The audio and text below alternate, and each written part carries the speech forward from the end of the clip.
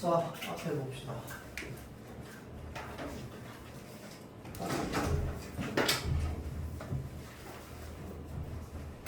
자, 문장 부분부터 볼게요. 자, 그래서 우리가 지난 시간에 품사를 배웠단 말이야. 자, 그래서 품사를 배우고 그 다음에 요 문장 파트로 들어오게 되는데, 사실은 여러분들 중학교 2학년 요 시험 범위에 들어가는 이 시험 범위 바로 이겁니다. 자, 그래서 중학교 3학년 2학기 때 이제 마지막으로 배우는 중앙문법인데, 이 중앙문법에 배우는 문장, 그러니까 문장 성분에 해당하는 요 부분이요, 사실은 진짜 너무너무 중요해. 왜냐면 이때 배우는 이게요, 수능에도 나오거든요. 자, 근데 수능에 당연히 여러분들 뭐 중학생 때 물어보는 식으로 물어보진 않겠지, 맞죠? 어찌됐건 간에 이 문장 성분이라고 하는 개념을 잘 알아둬야지 여러분들 다음 학기에 배우는 고등학교 1학년 이제 1학기 그 문법, 지난번에 우리 의문의 변동 했잖아, 그치? 그게 보통 중간고사 때 하고요. 기말고사 때는 보통 이 문장 성분을 바탕으로 하는 뒤에 나오는 그 문법 요소라고 하는 게 있어요. 그 문법 요소를 배우게 될 겁니다. 자, 그래서 그거를 잘 하기 위해서는 일단 기본적으로 문장 성분에 대한 이해가 잘 돼 있어야 되거든. 그래서 중학교 3학년 때 문장 성분 시험 치고 나서 그걸 까먹어 버리잖아. 또는 중학교 3학년 2학기라고 뭐 어차피 나 특목고 갈 것도 아닌데 그냥 일반계 고등학교 갈 거면 2학기 시험 대충 쳐도 되지 않나? 라고 하고 대충 치고 그걸 다 까먹어 버리잖아요. 그러면 고등학교 올라가서 또 해야 돼. 또 하는데 설명도 안 해줘, 고등학교 올라가면. 맞죠? 자, 그래서 요 문장 성분 파트를 좀 이제 지금 잘 배우는 게 중요합니다. 개념적으로 잘 알아야 돼. 그러니까 사실은 이 개념적으로 잘 아는 것이 아주 중요한 이유가, 사실은 이 문장 성분이 뭐냐면 여기 밑에 나오지만 주어서 수로가 목적어 뭐 이런 거거든. 근데 여러분들 사실 주어서 수로 목적어가 뭔지 모릅니까? 다 안단 말이야. 맞죠? 대부분 알아요. 그래서 요 파트를 그냥 대충 알고 있는 게 아니라 개념적으로 잘 아는 게 중요하고, 자, 이거를 왜 품사 다음에 하냐면요, 품사와의 차이점 때문입니다. 품사는 이렇게 하세요. 원래 단어의 종류를 나눠주는 게 이것이 안 보이구나. 잠깐만, 다시 써줄게요.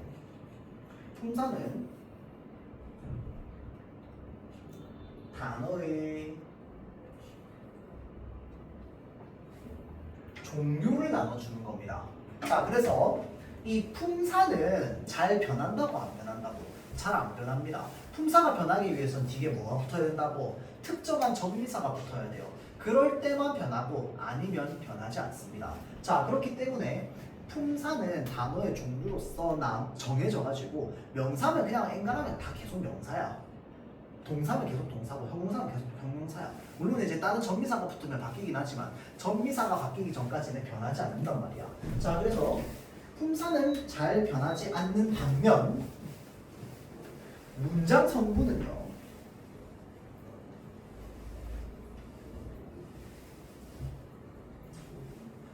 이 어떤 단어가 하는 문장 속에서의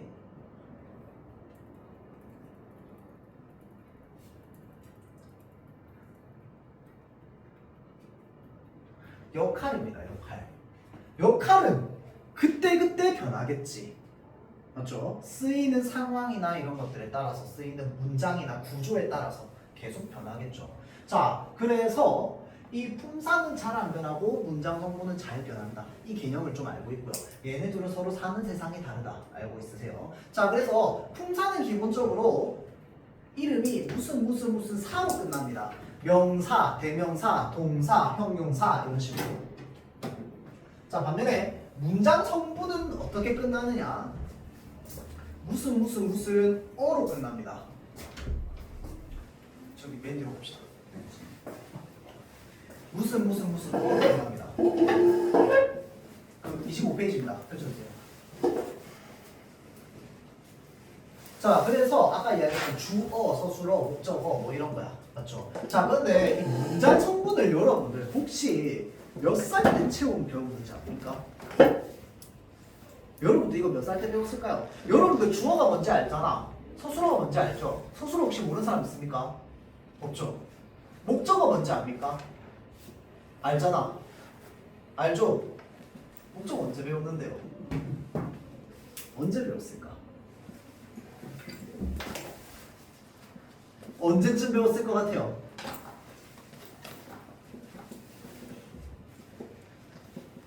언제쯤 배웠을 것 같아요? 시연아 몇 살 때쯤 배웠을 것 같아요? 초3. 오, 초3? 아닙니다. 초3은 아직까지 그 문장이 뭔지 배우는 시간입니다.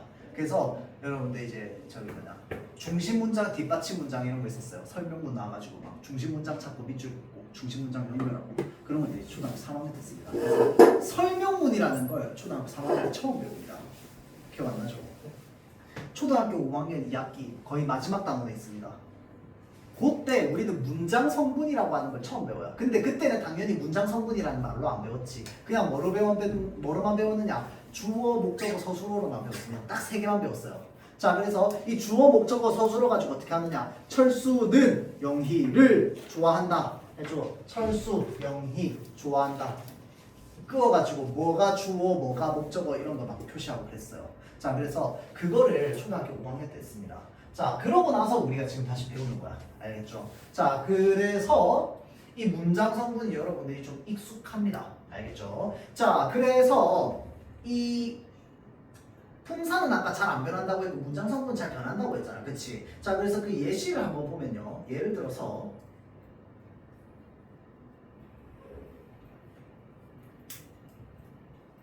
예쁜 꽃이 있다. 안 적어도 돼요, 여러분들. 그 다음에 꽃이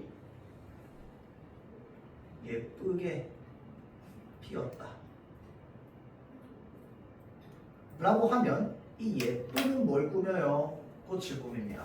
예쁘게는 뭘 꾸며요? 피었다를 꾸밉니다. 자, 근데 품사는 잘 안 변한다고 했잖아. 예쁘다는 품사가 뭡니까? 형용사. 예쁘다는 형용사. 맞죠? 자, 그러면 이 예쁘게나 예쁘는 전부 품사가 뭡니까? 형용사가 됩니다. 알겠죠? 전부 형용사인데 문장 성분으로 따지면 얘는 채연인 꽃을 수식하고 있고 예쁘게는 피었다라는 지금 서술어를 수식하고 있습니다. 자, 그래서 꽃이라는 채연을 수식하는 관형어가 되고요. 예쁘게는 피었다를 수식하는 부사어가 됩니다. 알겠죠? 자, 그래서 이렇게 달라지는 거야. 문장 성분은 그때그때 달라져요. 품사는 변한다, 안 변한다? 안 변한다. 알겠죠? 자, 그래서 이 개념을 여러분들이 좀 알아두면 됩니다. 자, 그래서 여러분 25페이지입니다. 자, 문장 성분 일단은 종류부터 한번 살펴보겠습니다. 문장 성분은 종류가 총 3가지입니다. 자, 3가지 종류가 있는데 첫 번째는 뭐냐면요. 주 성분이라고 하는 게 있어요. 주 성분. 주가 뭐야? 주가 된다는 거야. 주로 쓰인다는 거야. 반드시 있어야 된다는 뜻입니다. 알겠죠? 자, 그래서 주 성분은 문장 속에 없어서는 안 되는 애들, 반드시 필요한 애들을 주 성분이라고 합니다. 자, 그 다음 페이지 볼게요. 두 번째는 뭐냐면요. 부속 성분이라고 하는 게 있습니다. 부속이 뭔데? 뒤따라오는 거야. 맞죠? 자, 그렇기 때문에 부속 성분은 뒤따라오는 애라서 중요할까 안 중요할까? 상대적으로 덜 중요해. 그럼 문장이 있어도 될까 없어도 될까? 없어도 되는 애들. 이런 애들을 부속 성분이라고 합니다. 알겠죠? 자, 중학과정까지는 여러분들 나중에 좀 이따 교과서에 배우게 될 텐데 중학과정까지는 이 부속 성분이 문장 속에 필요 없는, 그러니까 생략해도 상관없는 문장 성분으로 배워요. 생략돼도 상관없는 문장 성분으로 배웁니다. 이거 두 번째 앉으세요. 네. 잠깐만, 너 여기 앉으세요. 뒤에 있는 안 보이겠다. 자, 생략돼도 상관없는 애로 배우는데 우리 고등학교 올라가면 얘를 또 어떻게 배우냐면요. 생략이 안 되는 애도 있다고 배우기는 합니다. 근데 그건 고등과정이고, 근데 고등과정도 좀 있으면 하긴 할 거야. 하긴 할 건데 일단은 중등과정까지는 부속 성분은 없어도 되는 애들. 왜냐면 대체로 다 무슨 역할을 하냐면 꾸며주는 역할만 합니다. 꾸며주는 역할만 하기 때문에 안 꾸며도 우리는 문장을 쓸 수 있잖아. 꾸밈없이. 맞죠? 자, 그래서 꾸며주는 역할만 하는 것을 이제 부속 성분이라고 하고요. 그 다음에 밑에 독립 성분이 있습니다. 독립 성분은 말 그대로 독립된 애야. 독립언처럼. 맞죠? 자, 그래서 따로 쓰이는 애. 독립어 이렇게 딱 한 개 있습니다. 자, 그래서 총 3가지 종류의 성분이 있습니다. 3가지 종류. 자, 그래서 그 중에서 일단 첫 번째 다시 앞 페이지로 넘어오세요. 이렇게 계속 왔다 갔다 할 거야. 앞 페이지로. 주 성분입니다. 25페이지. 자, 그래서 이 문장 성분을 분석하기 위해서 문장을 분석하기 위해서는요, 여러분들 문장의 주인이 누굽니까? 우리가 흔히 주어라고 하잖아. 맞지? 실제로 문장의 주인은 주어가 맞아. 주어가 맞는데요. 우리가 문장을 문법적으로 분석하기 위해선 반드시 찾아야 되는 게 바로 뭘까요? 서술어입니다. 서술어가 제일 중요해요. 그러니까 철수가 영희를 좋아하는데 철수가 좋아하든 동필이가 좋아하든 별로 상관이 없어요. 무슨 말인지 알겠지? 좋아하는지 싫어하는지가 중요합니다. 굳이 따지자면 알겠죠? 자, 그래서 서술어가 진짜 완전 메인입니다. 서술어에 따라서 모든 문장의 형태나 종류나 성분의 개수나 이런 게 다 달라지는 거야. 알겠죠? 자, 그래서 이제 주어랑 서술어는 세트입니다. 왜? 하나의 서술어는 반드시 한 개의 주어를 필요로 합니다. 주어가 없는 문장이 있을 수 있나요? 없습니다.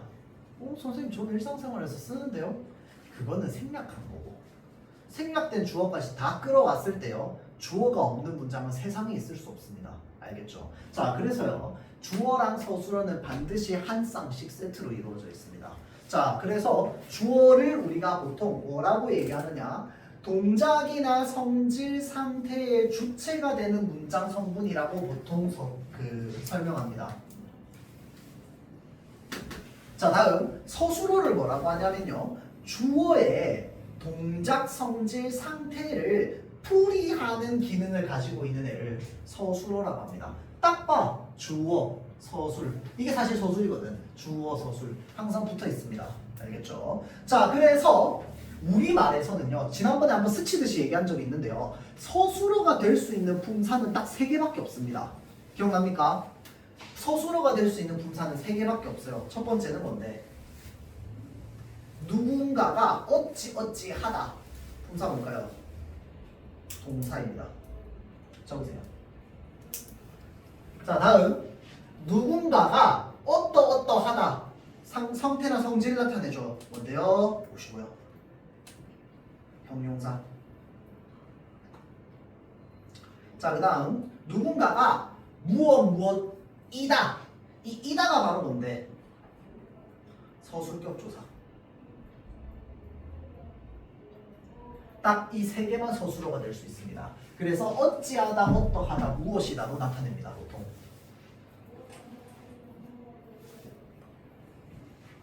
자, 그럼 보겠습니다. 주어는 어떤 애들이 주어가 되느냐? 대체로 100%는 아니지만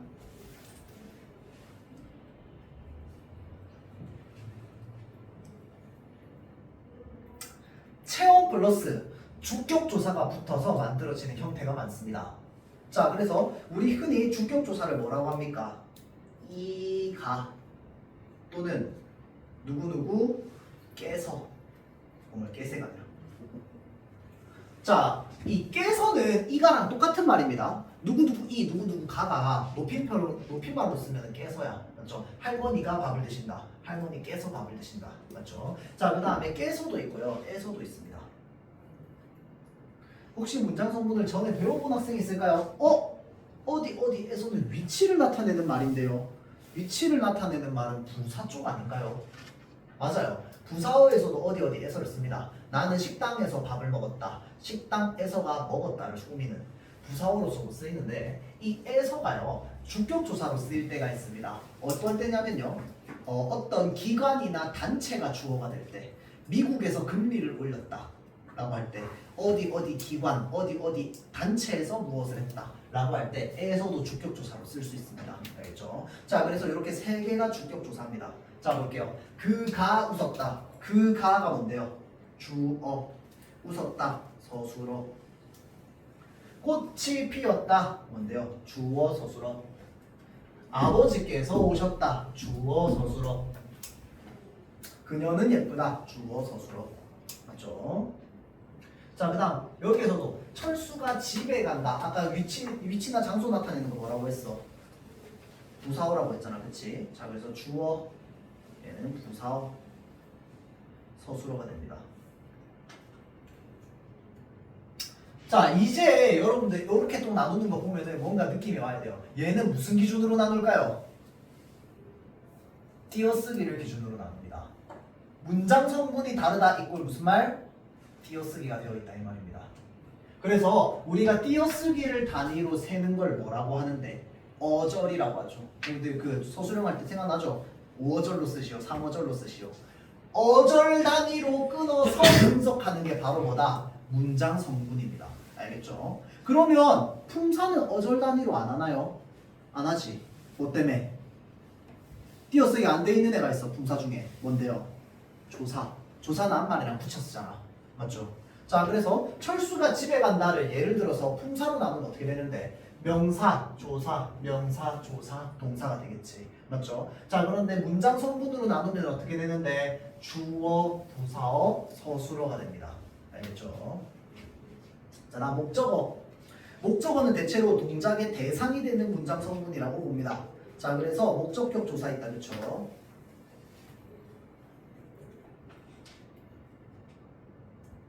을을. 자, 나는 과일을 좋아한다. 을 붙어 있네. 을이 붙는 애는 무조건 뭐야? 목적어입니다. 맞죠? 그러면 목적어는 정말 찾기 쉽습니다. 맞지? 찾기 쉬운데 살짝 여러분들을 헷갈리게 하는 건 뭐냐면 우리는 목적어를 쓸 때요. 평소에 목적어를 생략한 채로 되게 많이 씁니다. 나 밥 먹어 라고 하면 뭐야? 사실은 나는 밥을 먹어야. 맞죠? 그래서 나 밥 먹으라고 할 때 이 밥은 목적어입니다. 알겠죠? 자, 그래서 우리는 평소에 조사를 생략한 형태로 문장을 굉장히 많이 쓰기 때문에 조사가 생략되어 있는 체언이 있다 그러면 전부 뭐 해줘야 돼요? 조사를 다시 불러와야 됩니다. 생략되어 있는 전부 다 끄집어내야 돼. 그래야지 문장 성분을 내가 명확하게 판단할 수 있어요. 알겠죠? 자, 그 다음 옆에 있는 예문 보면 그는 축구만 좋아한다라고 되어 있습니다. 을을 안 붙어 있는데요. 을이 붙어 있어야 하는 자리에 은는 난도라고 하는 보조사도 붙을 수 있습니다. 이러면 헷갈리겠지. 문장 성분이 예를 들어서 한 8개, 10개쯤 되는 문장이 있다고 칩시다. 여기에 격조사 싸그리 다 빼놓고 전부 뭐만 넣어놓는 거야? 보조사만 다 넣어놔요. 그러면 어떻게 되겠어? 얘 문장 성분 하나하나 판단하기 위해서 어떻게 해야 돼? 보조사 다 날려야 돼요. 그리고 뭐 가져와야 돼? 격조사 가져와야 됩니다.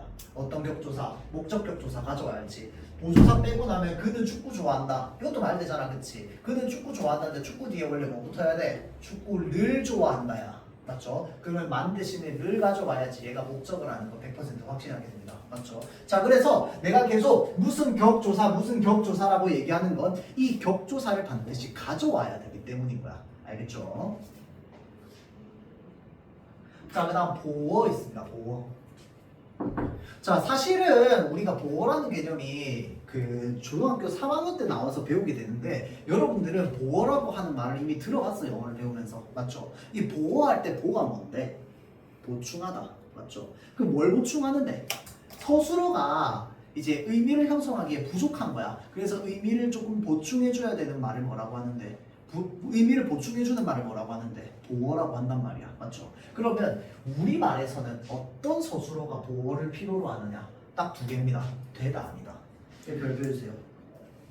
여러분들 중등 과정에서 문장 성분에 제일 많이 낚시가 나오는 건 요 보어 파트입니다. 보어 파트. 서술어가 되다 아니다 일 때만 씁니다. 알겠죠? 되다 아니다 일 때 얘 앞에 붙어있는 애가 바로 보어입니다. 자, 그런데 그러면 얘 보어의 격을 만들어주는 조사도 있나요? 있습니다. 얘를 복격조사라고 합니다. 복격조사는요 무엇을 쓰느냐? 이와 가를 씁니다. 아까 주격조사도 이가 쓴다고 하지 않았어요? 얘도 이가를 씁니다. 알겠죠? 자, 똑같이 생긴 애들이기 때문에 어떻게? 문장을 통해서 우리가 구분을 해줘야 됩니다. 물이 얼음이 되었다. 물이 얼음이 되었다야. 맞죠? 자, 그러면 이 되다가 있으니까 서술어가 이 얼음이는 문장 성분이 뭐가 돼요? 보어가 됩니다. 맞죠? 그럼 얼음이에 해당하는 이는 뭔데? 복격조사입니다. 물이 얼음이 되었다며 물이의 이는 뭔데? 주격조사입니다. 그는 대학생이 아니다. 대학생이 보어. 영희는 배우가 되었다. 부호. 알겠죠? 자, 그래서 이렇게만 생각하면 너무 쉬운 거 아니에요. 근데 우리가 문장 성분을 이것만 배울 거야? 아니란 말이야. 여러분들이 문장 성분을 분석하면서 앞으로 만나게 될 단어가 수만 개인데 그 수만 개를 보다 보면은 이 서술어니 목적어니 이것만 찾으려고 하지 순간적으로 이 서술어가 되다 아니다인지 아닌지를 판단하는 걸 좀 까먹는 경우가 많습니다. 알겠죠? 네, 그럴 때 조금 이제 오류가 생길 수 있다. 라고 보면 돼요. 자, 그리고 밑에 서술어의 자릿수 뭐 이렇게 나와 있는데 아까 쌤이 얘기했듯이 문장의 어떤 성분의 개수나 이런 것들이 정해지는 건 전부 누가 결정한다? 서술어가 결정합니다. 목적어는 어떨 때 필요한데? 서술어 중에서 동사가 나와. 동사인데 동사 중에서도 타동사라는 애가 있습니다. 이 타동사는 뭘 필요로 하는데? 목적어를 필요로 해. 그럼 얘를 가지고 오는 거야. 없으면 안 돼. 맞죠? 되다 아니다는 뭘 필요로 해? 보어를 필요해. 없으면 안 돼. 맞죠? 이 전부 결정하는 건 누가 하는 거야? 서술어가 합니다. 알겠죠? 자, 그래서 이 서술어로 인해서 문장이 어떤 성분의 개수가 몇 자리가 필요한지가 나와 있는 게 서술어의 자릿수 개념이거든요. 자, 근데 이 서술어의 자릿수 개념을 알기 위해서는 일단 기본적으로 그 뒤에 나와 있는 문장 성분을 좀 다 알아야 돼요. 왜냐면 이 주성분, 부속성분 나오는 부분은 사실 중학교 3학년 과정이고 이 서술어의 자릿수 과정은 그 저기 고등 과정입니다. 자, 그래서 일단 뒤로 넘어올게요. 부속성분부터 봅시다. 부속성분, 부속 따라오는 그래서 별로 중요하지 않은 꾸며주는 역할을 하는. 그래서 여기 나와 있지만 일반적으로 생략이 가능합니다. 여러분들 교과서에는 엔간하면 생략이 가능하다고 적혀 있을 거야. 근데 이제 고등학교 올라오게 되면 그게 이제 그냥 생략이 가능한 게 아니라 일반적으로 생략이 가능한 거야. 평소에는 생략이 가능한데 생략이 불가능할 때가 있는 거예요. 알겠죠? 자, 그래서 수식하는 역할이니까 당연히 관형어, 부사어 이렇게 있습니다. 그러면 얘는 뭐야? 관용사 역할을 하는 애겠지. 얘는 뭔데? 부사 역할을 하는 애겠지. 관용사가 뭐였어? 체언을 수식하는 분사를 우리는 관형사라고 한다고 했습니다. 맞죠? 자, 그래서 관형어는 관형사의 역할을 하는데 쌤 그러면 그냥 관형사라고 하면 되지 왜 관형어라고 하는데요? 라고 하면 관형어는 관형사보다 범위가 훨씬 넓어요. 관형사만 관형어가 되는 게 아닙니다. 다른 애들도 관형어가 될 수 있어요. 자, 그래서 한번 보면 이 관형어의 역할을 할 수 있는 애들이 총 3가지입니다. 첫 번째 적으세요. 원래 품사가 관형사였던 아이들 관형어로 역할할 수 있습니다. 원래 품사가 관형사였던 아이들은 관형어로 역할할 수 있습니다. 자, 다음 두 번째는요. 체험 플러스 관형격 조사입니다.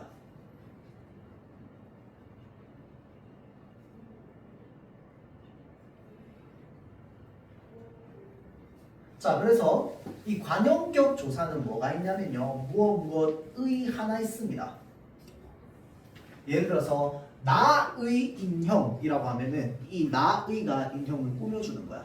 그렇죠? 그래서 이 나의가 인형의 관형어가 되는 겁니다.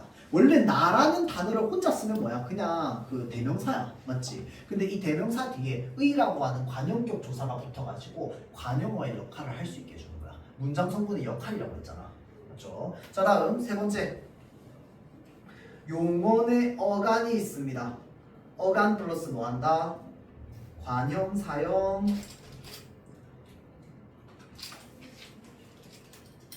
전성 의미가 붙습니다.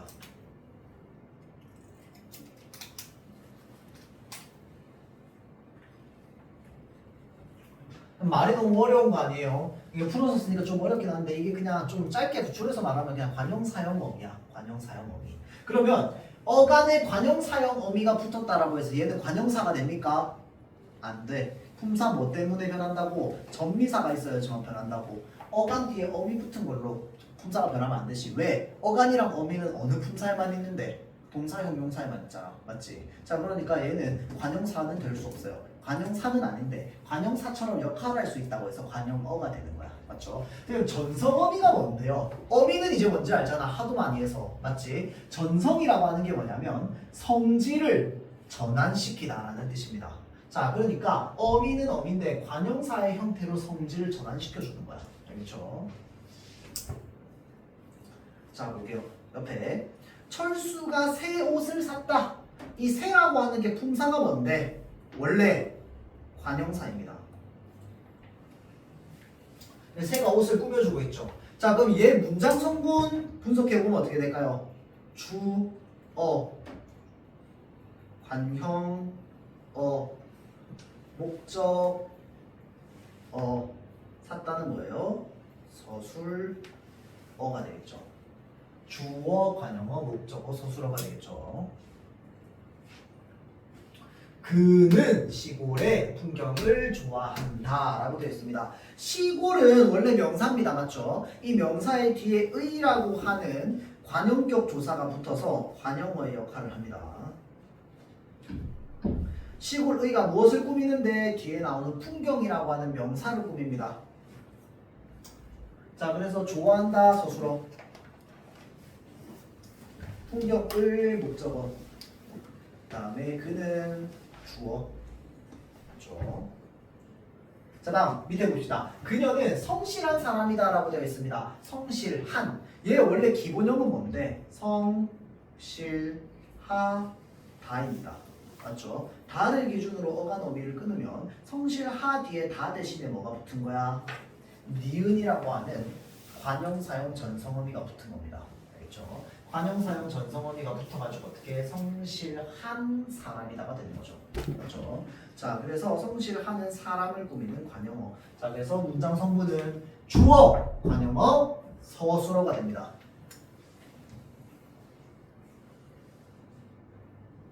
자, 다음 부사어. 부사어도요 생기는 과정, 그 종류는요 똑같습니다. 첫 번째, 원래 품사가 부사였던 애가 부사어가 됩니다. 자, 다음 두 번째, 체언 뒤에 부사격 조사가 붙습니다. 부사격 조사는 누구누구의처럼 따로 안 적어줍니다. 왜냐하면 너무 많아요. 자, 그래서 뭐 어떻게, 어디서, 언제, 누구와 뭐 이런 종류에 해당하는 것들이 전부 이제 부사어의 역할을 하는데라고 보면 돼요. 근데 이것만 있는 건 아니야. 또 부사어는 굉장히 종류가 많습니다. 왜 그러냐?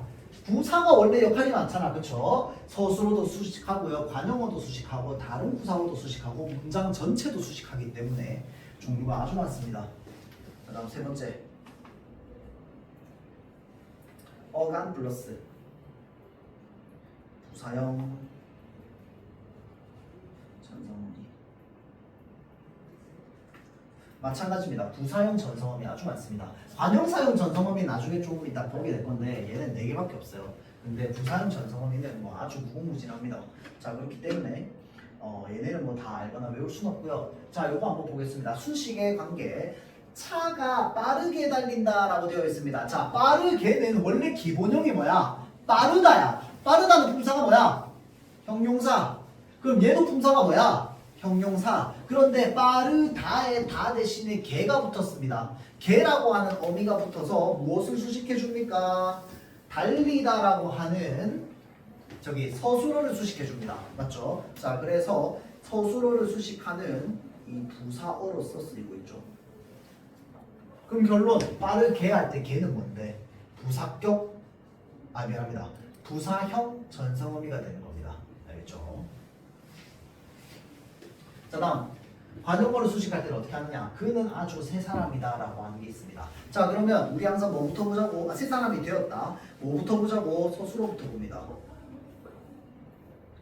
서술어 보고요. 서술어 앞에 되다, 서술어가 되다네. 맞지? 되다 앞에 붙어 있는 거 뭐라고 했어? 보어. 맞죠? 자, 그래서 보어.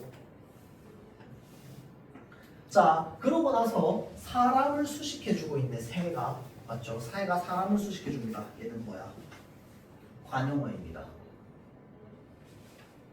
그는 아주 새 사람이 됐대. 그러니까 그는 아주 사람이 된 거야. 아주 새로운 사람이 된 거야. 아주 새로운 사람이 된 거잖아. 맞지? 자, 그러니까 아주는 사람을 수식하는 게 아니라 아주는 새를 수식합니다. 관용어를 수식하는 부사어로서 쓰이고 있죠. 그리고 맨 앞에 뭐가 붙어요? 주어가 붙습니다. 자, 그래서 주어, 부사어, 관용어, 보어, 서술어 이 구조로 만들어진다 라고 보면 됩니다. 알겠죠? 알겠죠? 자, 그렇게 보도록 하고요. 자, 그 다음에 철새가 무척 높이 날고 있다. 마찬가지로 높이는 날다를 꾸미고요. 날고 있다인데 사실은 선생님이 이렇게 묶어줄 겁니다. 얘는 그냥 하나의 서술어예요. 아까 띄어쓰기 되어 있으면 분리된다면서요. 맞는데요. 얘는 하나의 서술로서 나중에 이제 본용언, 보조용언이라는 걸 배우게 돼요. 그래서 하나의 용언인데 본래 뜻을 가지고 있는 용언과 보조적인 의미를 가지고 있는 용언이 합쳐진 겁니다. 하여튼 그런 게 있어요. 자, 그래서 이제 서술어로서 쓰이고 있다면 높이는 무엇을 꾸며줍니까? 날고를 꾸며주고 있고 무척은 무엇을 꾸며주고 있어? 높이를 꾸며주고 있습니다. 선생님 이렇게 화살표의 수식 관계는 어떻게 찾는데요? 연결해 보면 돼. 높이 날다 말돼요. 무척 날다 말됩니까? 안 돼요. 무척은 날다를 꾸며주는 게 아닙니다. 무척은 높다를 꾸며줍니다. 맞죠? 자, 그래서 화살표 이렇게 되는 겁니다. 알겠죠? 자, 그 다음 모름지기. 지난 시간에 우리 부사 중에 양태부사라는 게 있다고 했습니다. 양태부사가 뭐야? 우리 사람의 심리나 마음을 나타내는 부사. 설마, 다행히, 과연 이런 것들. 이런 애들은 앞에 부사로 딱 문장 처음에 나오면은 뒤에 나오는 문장의 어떤 서술 형태를 일정 부분 정해줍니다. 맞죠? 모름지기라는 부사가 나오는 순간 뒤에 뭐 해야 되는데 뭐 해야 한다라는 말이 나와야 돼요. 맞죠? 과연이라고 하는 말이 나오면 뒤에 뭐 할까? 라고 하는 의문형의 문장이 나와야 됩니다. 맞죠? 자, 그렇기 때문에 또는 과연 구나라고 하는 식으로 감탄형의 문장이 나와야 돼. 그래서 문장의 형태를 정해주는 애들은 뒤에 있는 문장을 전체 수식해주는 애들입니다. 자, 그래서 이런 것들을 문장 전체 수식에 해당하죠. 자, 이러고 나서 밑에를 보면요. 아까 쌤이 부사어는 생략 가능하다고 했잖아. 그치? 관용어도 마찬가지고. 자, 봅시다. 철새가 무척 높이 날고 있답니다. 무척 높이 지워봅시다. 철새가 날고 있다. 말 돼요, 안 돼요? 됩니다. 원래 전달하고자 하는 의미도 크게 달라지지 않아요. 맞죠? 대신에 이런 수식어를 통해서 문장이 조금 더 자세해질 뿐이야. 알겠죠? 자, 그래서 모름지기도 빠져도 돼. 사실은 사람은 꿈을 가져야 한다는 거잖아. 맞지? 자, 그래서 원래 부사어, 관용어는 빠져도 되지만 절대 문장에서 빠지면 안 되는 부사어들이 있어요. 그런 애들을 뭐라고 하느냐? 필수적 부사어라고 합니다. 이거는 이제 자, 아까 여기 부사어까지는 죽는 과정이고요. 이거는 이제 고등 과정이고 그 분이엘준 같은 경우는 이것도 다 할 겁니다. 아마 이번에 기말 때. 자, 그래서 필수적 부사어라고 하는 거는 일반적으로 부사어는 생략이 가능하지만 문장에서 꼭 필요로 하는 부사어가 있다는 거야. 그거는 누가 정해줘? 서술어가 정해줍니다. 자, 한번 보도록 할게요. 나는 친구에게 선물을 주었다라고 되어 있습니다. 자, 주다 뭡니까? 서술어. 선물을 뭔데? 목적어. 나는은 뭐야? 주어입니다. 자, 그러면 얘네는 사실 문장 성분 찾기 쉬워요. 얘는 주어야. 서술어고요. 목적어야. 그러면 친구에게는 뭔데? 남은 거 이제 우리가 다 넣어보면 되잖아. 그치? 부사어 남았고요. 관용어 남았습니다. 얘가 설마 뭐 독립어, 감탄사 뭐 이런 거겠어? 아니잖아. 그쵸? 부사어, 관용어, 뭐 보어 등등 있을 겁니다. 맞죠? 얘가 보어야? 보어는 아니야. 왜? 보어 뒤에 이가 붙어 있어야 된다며. 맞지? 보어도 아닙니다. 자, 그럼 얘가 목적어야? 목적어 아닙니다. 왜? 목적어 뒤에 뭐 붙어 있어야 돼? 을을 붙어 있어야 돼. 다 아닙니다. 관용어야? 그럼 관용어인지 아닌지는 어떻게 보면 돼? 뒤에 있는 체온을 수식한다 하는지 안 하는지를 보면 되지. 친구에게 선물이야? 아니면 친구에게 주다야? 친구에게 주다입니다. 맞죠? 자, 친구에게는 주다를 수식해주고 있어요. 서술어를 수식하니까 얘는 뭐야? 부사어입니다. 부사어인데 얘는 빠지면 어떻게 되는데? 나는 친구에게 선물을 주었다. 다시. 나는 선물을 주었다 라고 하면 뭐야? 누구한테 줬는데? 문장이 불완전합니다. 100% 의미가 전달되지 않아요. 누구한테 줬는지 말도 안 하고 나는 선물을 줬다면 누구한테 줬는데? 문장이 성립이 안 돼. 맞죠? 자, 그래서 나는 선물을 주었다는 문장이 성립하지 않습니다. 그렇기 때문에 이 친구에게는 분명히 부사어야. 부사어임에도 불구하고 반드시 필요하다고 해서 우리는 뭐라고 한다고? 얘를 필수적 부사어라고 한다고. 알겠죠? 자, 그래서 이 누구누구에게가 사실은 부사격 조사입니다. 이 부사격 동사는 굉장히 많기 때문에 여기에 와, 에, 뭐 이런 애들 전부 부사격 조사죠. 자, 한번 보겠습니다. 철수는 아빠와 닮았다. 자, 여기 와가 붙어 있잖아. 얘 을을 아니야, 이가 아니야. 그러면 주어, 보어, 목적 다 아니라는 거야. 맞죠? 자, 철수 주어, 닮았다 서술어. 아빠가 닮았다를 수식해주고 있는 부사어입니다. 그런데 빠지면 어떻게 되는데? 철수는 닮았다. 누구랑 닮았는데? 가 되지. 맞죠? 자, 그래서 누구누구와에 해당하는 거 부사어입니다. 근데 빠지면 안 돼. 필수적 부사어예요. 닮다는 필수적 부사어를 반드시 필요로 하면 됩니다. 알겠죠? 아까 주다는 뭐야? 필수적 부사어 필요로 하지. 목적어도 반드시 필요로 합니다. 이것도 말 안 돼. 나는 친구에게 주었다. 뭘 줬는데? 문장이 안 돼요. 그래서 이 주다는요, 주어, 필수적 부사어, 목적어를 다 필요로 합니다. 알겠죠? 자, 얘 같은 경우는 뭐야? 주어랑 필수적 부사어만 필요로 하고 있죠. 맞죠? 정빈아, 앞에 보세요. 오늘 이런 거 또 주중에 나한테 물어볼 거잖아. 바빠 죽겠다.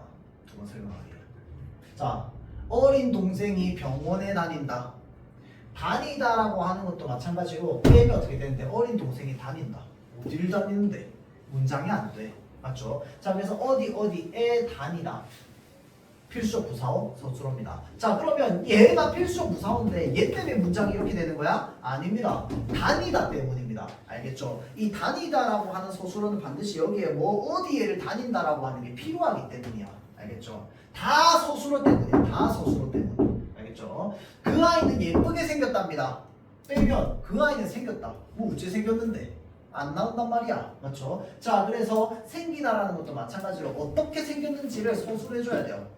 풀어줘야 돼요. 그래서 필수적 부사어가 들어갑니다. 또 주다, 보내다 이런 동사를 왜 우리 수요 동사 누구한테 준다, 수여하다 뭐 이런 건데 선생님께서 영희에게 상을 주셨다. 주다라고 하는 것도 누구에게 무엇을 줬는지가 다 나와야 돼. 그렇죠? 자, 그래서 필수적 부사어, 목적어 다 있어야 됩니다. 자, 이런 것들이 바로 필수적 부사어입니다. 자, 그래서 이 필수적 부사어에 대해서 이해를 좀 하고 나서 앞 페이지로 넘어가 봅시다. 앞 페이지로 넘어가 봅시다. 서술어의 자리수 한번 볼게요. 자, 서술어의 자리수는 크게 세 가지입니다. 첫 번째는 뭔데? 한 자리 서술어입니다. 두 번째는 두 자리 서술어고, 세 번째는 뭐 당연히 세 자리 서술어입니다. 이게 끝이야. 알겠죠? 자, 그래서 우리 여러분들 그 영어 할 때 혹시 그 문장 형식 뭐 이런 거 배우지 않았어요? 1형식 문장, 2형식 문장 맞죠? 그거랑 좀 비슷한 거라고 보면 됩니다. 알겠죠? 자, 그래서 한 자리, 그러니까 자릿수라고 하는 건 뭐냐면 어떤 문장 성분이 있을 때 서술어를 제외하고 나머지 필요한 자리의 숫자를 말하는 거야. 자, 그럼 한 자리 서술어는 반드시 그 한 자리가 뭘까요? 주어겠지. 서술어는 주어 없이 안 되잖아. 맞죠? 자, 그래서 한 자리 서술어는 반드시 주어 플러스 서술어의 형태를 가지고 있는 겁니다. 자, 그래서 비가 내린다. 자, 그러면 비가 거세게 내린다라는 문장이 있어요. 비가 거세게 내린다. 안 적어도 돼요, 여러분들. 봅시다.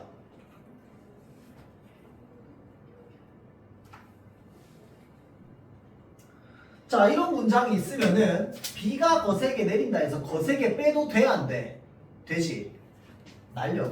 그러니까 빼도 되는 애들을 다 빼고 났을 때 더 이상 빼면 안 되는 애들의 자릿수라고 생각하면 됩니다. 알겠죠? 이렇게만 보면 내린다 뒤에 다른 자릿수 두 개니까 두 자리 서술어 같잖아. 맞지? 자, 그래서 서술어의 자릿수를 생각할 때는 어떻게 한다고? 필요 없는데 다 빼는 겁니다. 알겠죠? 그럼 필요 있는지 없는지는 어떻게 판단하는데요? 내가 문장을 만들어 봐야지. 알겠죠?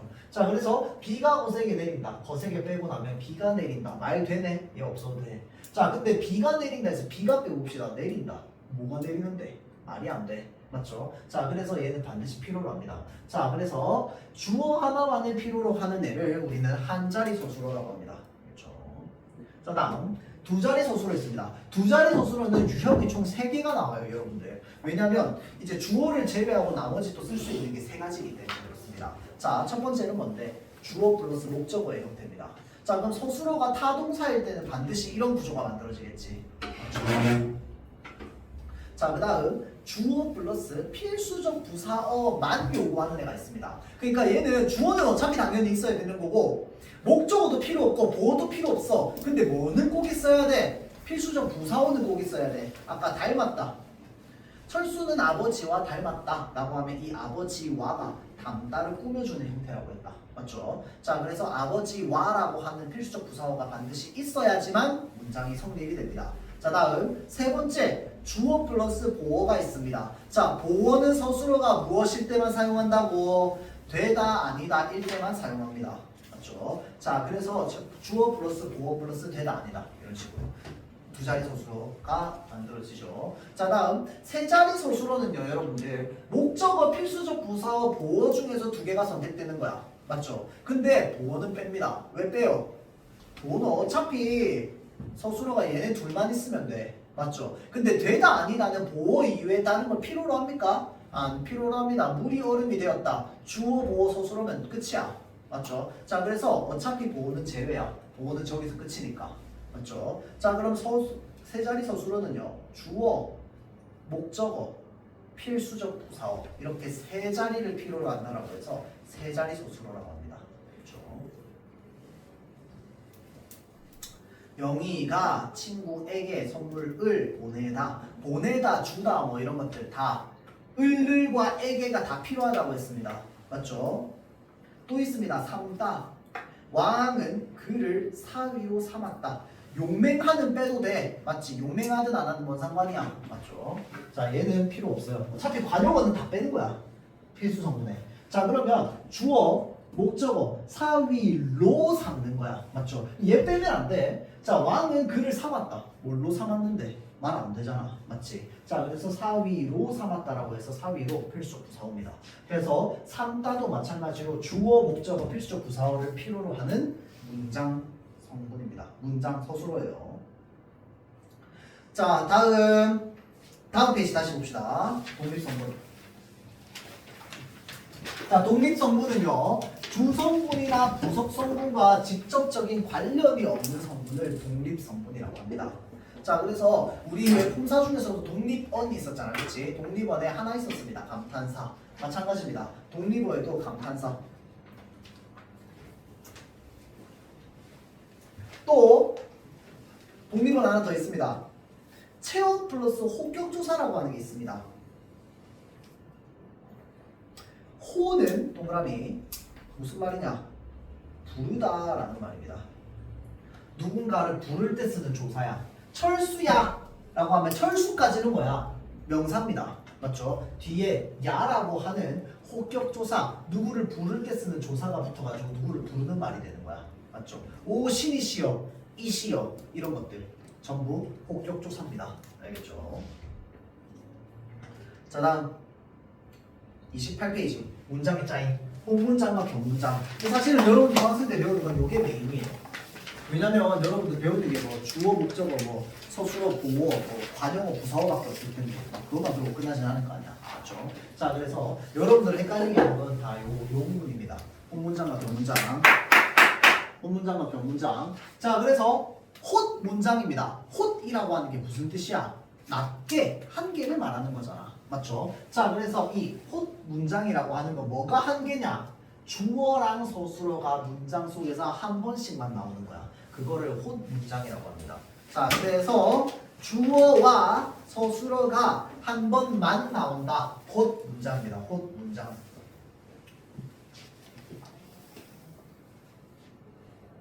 꽃이 피었다. 주어 하나, 서술어 하나. 그렇죠? 선생님, 그러면 주어 한 번, 서술어 한 번만 나오고 끝이니까 문장이 되게 짧겠네요? 그렇지 않습니다. 왜? 부사어랑 관용어가 한 10개쯤 붙어있으면 어떡할 건데? 맞죠? 자, 그래서 문장이 길어질 수 있습니다. 최근에 5월달인가 고등학교 3학년 모의고사에 나왔는데, 그러니까 이 혼문장인 애가 하나가 나왔어요. 근데 문장 성분 개수 찾아보니까 한 11개 정도 되더라. 그러니까 길게 늘어가지고 마치 견문장인 것처럼 막 이렇게 혼자 쏙 들어가 있는 애가 하나 있었어요.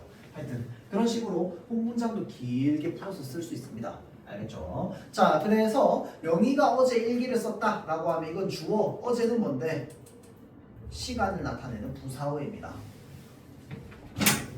어제 쓴 거야. 어제 일기겠어? 아닙니다. 어제 쓴 겁니다. 일기를 쓴 거고. 알겠죠? 자, 그래서 일기를은 목적어. 자, 그래서 어제, 오늘 이런 것들을 우리는 시간 부사어라고 합니다. 시간 부사어. 알겠죠? 자, 이런 것들이 전부 호문 문장이다. 자, 그래서 혼 문장은 그냥 내가 문장 성분을 잘 찾기만 하면 돼요. 그럼 주어 하나, 서술어 하나 있을 테니까. 그러면 주어 먼저 찾아야 될까요? 서술어 먼저 찾아야 될까요? 서술어 먼저. 무조건 서술어 먼저. 알겠죠? 자, 그 다음 견문장 한번 보겠습니다. 견문장은 그러면 뭐겠어? 겹쳐져 있는 주어랑 서술어가 2번 이상 나타나는 거. 서술어 3개면 주어 몇 개? 3개. 서술어 2개면 주어 몇 개? 주어 2개. 서술어에 따라서 하나의 서술어는 반드시 한 개의 주어를 필요로 합니다. 자, 그러면 어떤 한 문장이 있는데 이 문장 안에 서술어가 3개가 들어가 있다고 생각해 봅시다. 그러면 주어 몇 개여야 돼? 3개여야 돼. 근데 이 3개의 주어가 다 똑같을 수 있을까요? 있습니다. 3개의 주어가 다 똑같을 때는 어떻게 할까요? 나머지 2개 생략해도 돼요. 그 말은 무슨 말이야? 생략되어 있는 주어들을 다 끄집어낼 수 있어야 된다는 거야. 알겠죠? 자, 그래서 인생은 짧고 예술은 길다. 자, 이 견문장을 배우면서 여러분들이 무슨 습관을 들여야 되냐면요. 그 교과서에 여러분들 나중에 보게 되겠지만 교과서 예제에 뭐가 있냐면 견문장들이 막 종류별로 나눠져 있어요. 그래놓고 이 견문장들을 문장 2개 또는 3개로 쪼개는 활동들을 여러분들 계속 하게 하거든요. 근데 사실 이거 하다 보면 되게 쉽단 말이야. 이게 쉬우니까 별로 생각 안 하게 돼. 그러니까 나중에 여러분들 고등학교 올라가가지고 특히나 고3 돼가지고 보면서 아 이거 견문장이네, 아 이거 호문장이네 안 세고 그냥 합니다. 근데 그러면 어떻게 되겠어? 낚시에 이렇게 걸리는 거. 알겠죠? 낚이는 거예요. 그러니까 앞만 봐도 뭔가 서술어가 한 개처럼 보이는데 또는 서술어는 2개인데 주어가 한 개처럼 보이는데 약간 이런 식으로 해서 겉보기에 그냥 쓱 보기에는 문장처럼 생겼는데 알고 봤더니 생략된 문장 성분이 한 5개, 6개가 있는 거야. 무슨 말인지 알겠죠? 그러니까 얘네들을 전부 끄집어내고 해서 문장을 완성시켜 놓고 얘네들을 어떻게 하는 거야? 문장이 2개로 나눠질 수 있냐 없냐를 판단하는 거야. 알겠죠? 자, 그래서 그게 돼야 됩니다. 인생은 짧고 예술은 길다. 근데 사실 이건 쉽지. 문장 2개에 뭐랑 뭐가 합쳐진 거야? 인생이 짧다, 예술은 길다. 맞죠? 자, 그래서 2개의 문장 합쳐진 거. 배가 아파서 나는 병원에 갔다. 문장 2개 뭔데요? 배가 아프다라는 문장 하나, 병원에 갔다라는 문장 하나. 맞죠? 자, 그래서 그렇게 우리가 구성이 된다 라고 보면 됩니다. 자, 그 다음 견문장의 종류를 우리가 한번 볼 건데 사실은 견문장의 종류는 지금 여기 아는 문장 먼저 나오는데 뒤에 이어진 문장이라고 있거든요. 이게 더 쉬워요. 그래서 이어진 문장부터 보겠습니다. 다음 페이지 한번 볼게요. 이어진 문장. 다음 페이지 이거 맞나요?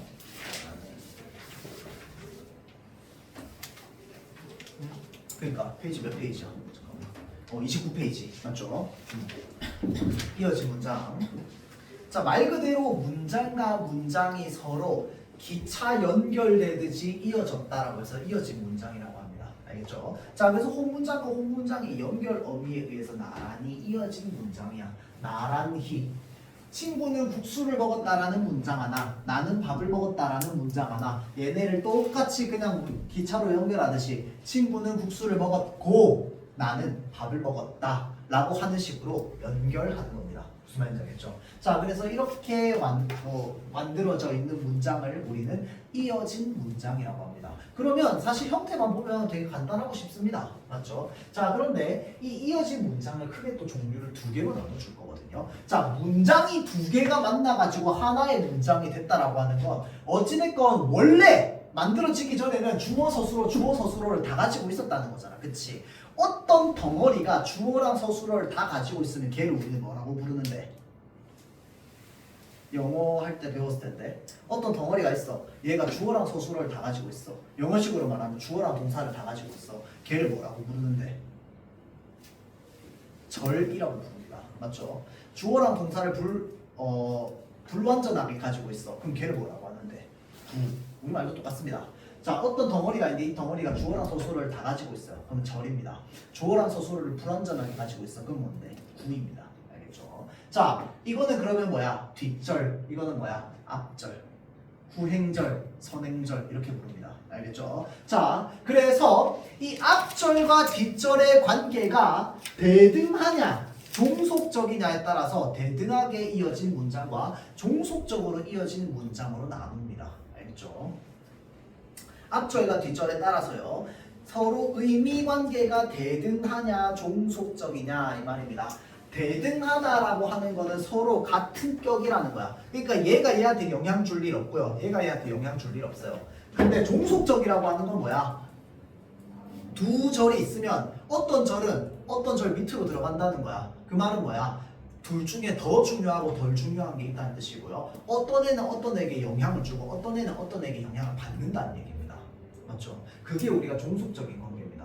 끊어낼 수 없고 서로 위아래가 있는 거. 그게 종속적인 관계잖아. 맞죠? 자, 그래서 종속적으로 연결된 문장과 대등하게 연결된 문장은 구분하는 방법부터 배우고 나서 보면 되게 쉽습니다. 알겠죠? 자, 구분하는 방법은 어떻게 구분하느냐? 앞절과 뒷절의 순서를 바꿔보면 됩니다.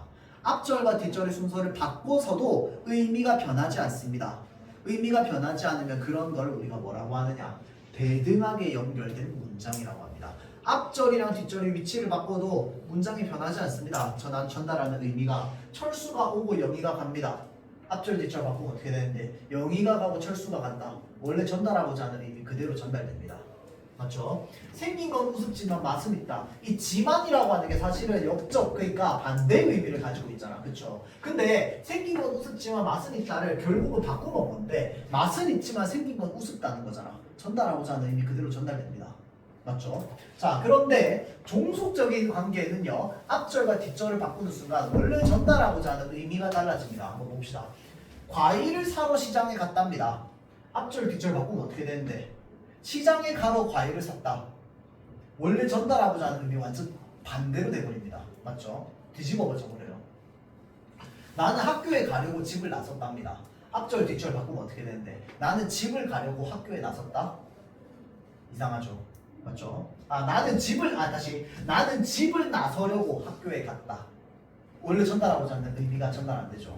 자, 그 다음에 야식을 자주 먹으니 살이 쪘다. 바꾸면 어떻게 되는데 살이 찌니 야식을 자주 먹었다. 원래 전달하고자 하는 의미가 전달이 안 됩니다. 맞죠? 자, 그래서 이렇게 앞절, 뒷절의 위치를 바꿨을 때 원래 의미가 전달이 안 되면 종속적인 관계. 앞절과 뒷절의 위치를 바꿨는데 원래 전달하고자 하는 의미가 전달돼. 그러면 뭔데? 대등하게 연결된 겁니다. 알겠죠? 자, 그러고 나서 봅시다. 의미 관계로 따졌을 때 나열의 의미, 대조의 의미, 선택의 의미를 가지고 있는 것은 대체로 대등하게 연결된 문장입니다. 철수가 오고 영희가 간다. 오다 나열해주는 거야. 자, 그 다음 생긴 건 우습지만이라고 해서 이게 뭐야? 대조. 맞죠? 자, 그 다음에 바다에 가든지 산으로 가든지 바꾸면 뭐야? 산으로 가든지 바다에 가든지 똑같은 말입니다. 맞죠? 선택. 얘네들이 전부 대등하게 연결된 문장. 자, 그 다음에 종속적으로 연결된 문장은 그래서 앞절을 우리가 뭐라고 하냐면요. 그래서 종속적으로 연결된 문장 그러면 뒷절이랑 앞절 중에서 누가 더 중요할까요? 더 중요하고 덜 중요한 게 있다며.